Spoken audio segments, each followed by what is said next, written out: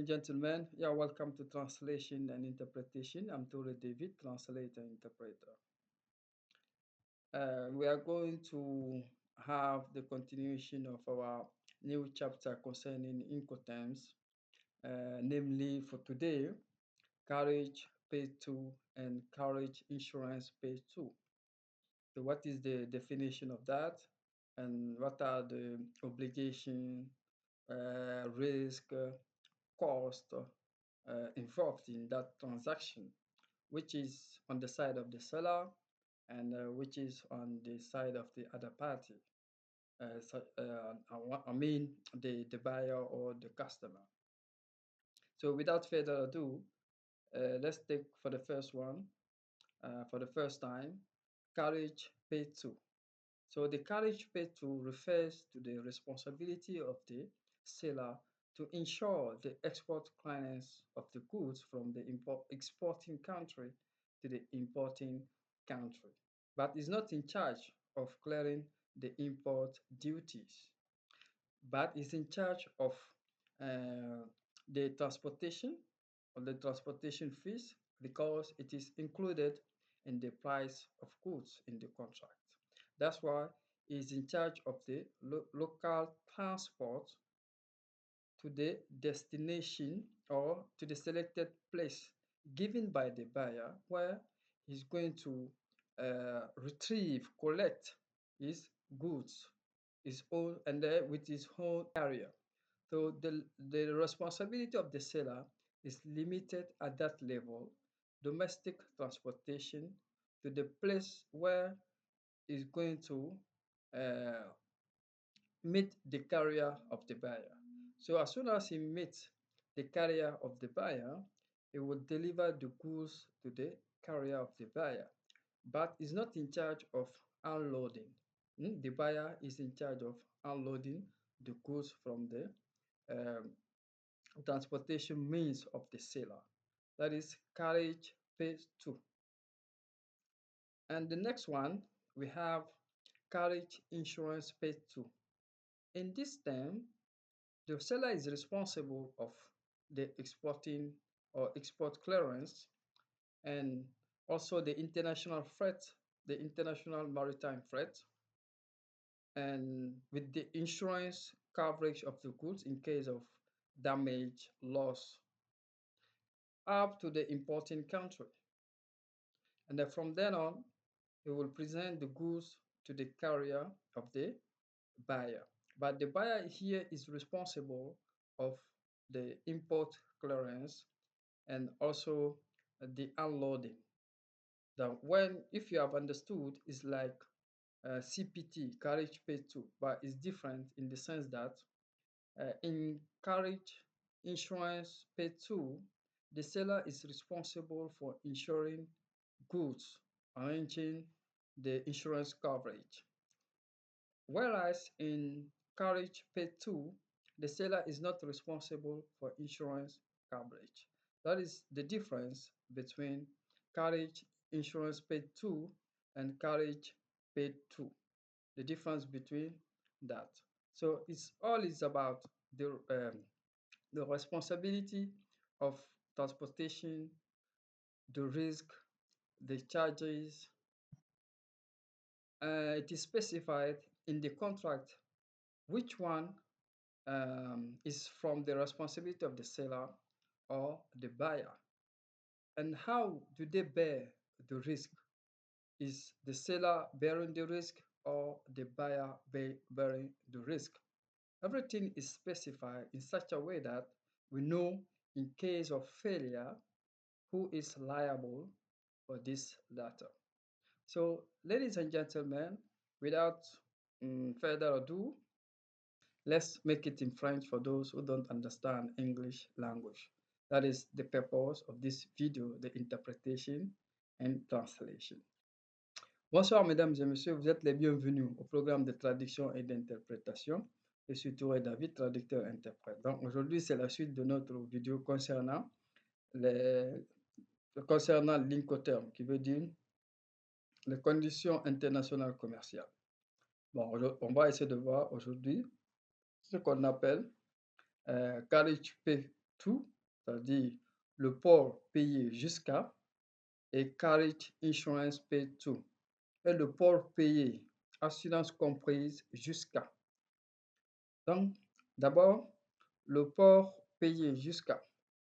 C'est une condition où le fournisseur ou vendeur a la responsabilité d'assurer les droits de douane à l'exportation jusqu'à l'importation, mais il n'est pas responsable d'assurer les droits de douane, les usages portières à l'importation.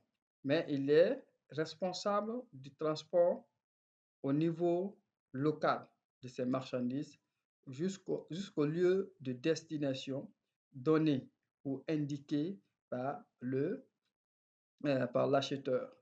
Parce que c'est ce qui est mentionné dans les conditions générales du contrat et les types de conditions choisies selon l'Incoterm. Donc, c'est ce qu'on appelle port payé jusqu'à. Donc, au niveau local,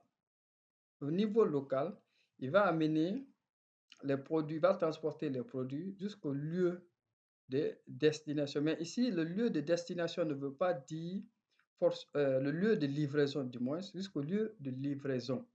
Mais le lieu de livraison ici ne veut pas forcément dire lieu de destination. Parce que le lieu de livraison peut être différent du lieu de destination. Donc, ce qui incombe au fournisseur ou vendeur, c'est de transporter les marchandises jusqu'au lieu de destination à son niveau qui est mentionné par l'acheteur. Ça, c'est port payé jusqu'à.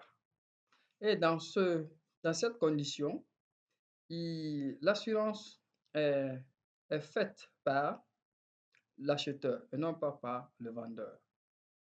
Donc, le droit de douane à l'importation aussi est assuré par l'acheteur. Ensuite, nous avons carriage insurance paid to. Nous avons le port payé, assurance comprise jusqu'à. Dans cette condition, le vendeur est responsable de l'expédition, de l'exportation en réglant les droits de douane jusqu'à au voyage international maritime, en assurant aussi les frais de voyage maritime. Et il assure encore les biens en cas de perte, de dommages.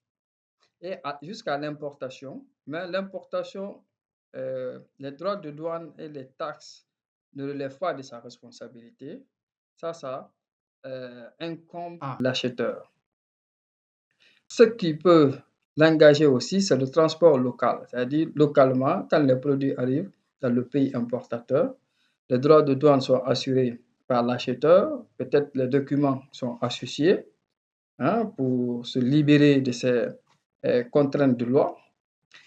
Le transport local est assuré par le vendeur jusqu'au lieu de livraison, c'est-à-dire le lieu indiqué par l'acheteur qui ne veut pas forcément dire le lieu de destination. Donc, c'est différent. C'est pas c'est pas à chaque fois le lieu de livraison est le lieu de destination. Donc, ici, c'est le lieu de livraison. C'est à l'acheteur de venir récupérer ses marchandises. Mais si les marchandises sont beaucoup, c'est l'acheteur qui est chargé de les décharger parce que ça demande des fois beaucoup de temps, beaucoup de travail. Et c'est conformément aux conditions générales du contrat, tout est précis là-bas. Du moment où l'acheteur entre en possession de ces marchandises, c'est là-bas se limite la responsabilité du vendeur. Donc, il n'est pas responsable, on ne doit plus lui imputer tout ce qui va arriver comme risque sur ces marchandises à partir de cet instant. Donc, c'est d'où le transfert de risque vers l'acheteur. Mesdames et messieurs, vous devrez savoir que dans ce genre de transaction, il y a des obligations, il y a des coûts, il y a des risques, il y a des frais qui sont en jeu, qui sont engagés, et que l'une des parties ou les deux parties savent à qui incombe ou à qui appartient cette responsabilité et qui doit assumer ou couvrir ces risques en tenant compte des conditions générales du contrat. Parce que si tu veux que le vendeur couvre tout, il y a cette condition à respecter et il y a les prix qui sont accompagnés. Si tu veux limiter la responsabilité du client, il y a des conditions aussi qui sont là que tu dois respecter et suivre, qui accompagnent les prix. Plus tu amenuises la responsabilité du vendeur, moins il a la responsabilité de courir des risques. Plus tu l'engages dans beaucoup de risques de responsabilité, plus lui aussi il est engagé à couvrir les risques, à s'assurer que les marchandises arrivent à terme selon le délai convenu dans le contrat. Donc, on va s'arrêter ici, mesdames et messieurs, et n'oubliez pas, dans ce genre de transaction, il y a des obligations, il y a la répartition des coûts, il y a la répartition des risques pour savoir qui fait quoi en termes de transport, d'assurance, de droits de douane et qui paye quoi et quel est le risque, qui doit couvrir ce risque, si c'est l'acheteur ou bien c'est le vendeur. Donc, les risques ici, c'est par rapport à l'assurance au niveau du voyage maritime ou bien au niveau du transport routier ou aérien. Tous ces risques sont bien, tous ces risques sont bien expliqués de la part de, de l'acheteur ou de vendeur au niveau international pour savoir situer qui a la responsabilité de couvrir ce risque. Est-ce que le prix a été payé ou le règlement a été effectué euh, pour ce genre d'assurance? Donc, mesdames et messieurs, je vais m'arrêter ici. J'espère que la vidéo a été accessible à la compréhension. On va continuer prochainement sur d'autres conditions commerciales qui sont aussi intéressantes. Donc, n'oubliez pas de vous abonner, partager pour agrandir notre audience. Merci pour votre attention.